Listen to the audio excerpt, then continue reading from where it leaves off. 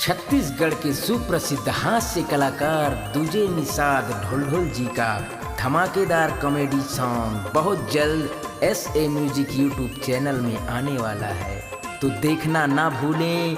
दूझन डौकी जी के काल होगे रे, जिसे अपने स्वर में सजाए हैं सरगुजा अंचल के सुपरस्टार गायक संजय सुरीला जी, जिन्हें साथ दे रही हैं सुमन कुर्रे और शशि लता जी। देना बासी ला भूख लागत है। दूठन डौकी जी के काल हो गे रे, हाय दैया दादा भैया रे। दूठन डौकी जी के काल हो गे रे, गाल मोर पिच के पाताल हो गे रे, गाल मोर पिच के पाताल हो गे। तो देखना ना भूलें हास्य भरा वीडियो सॉन्ग दूठन डौकी जी के काल हो गे रे।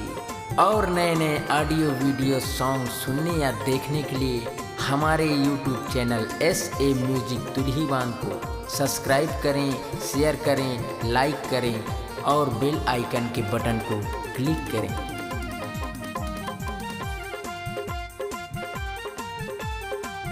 और नए नए ऑडियो वीडियो सॉन्ग सुनने या देखने के लिए हमारे YouTube चैनल SA म्यूजिक तुल्हीवान को सब्सक्राइब करें, शेयर करें, लाइक करें और बेल आइकन के बटन को क्लिक करें।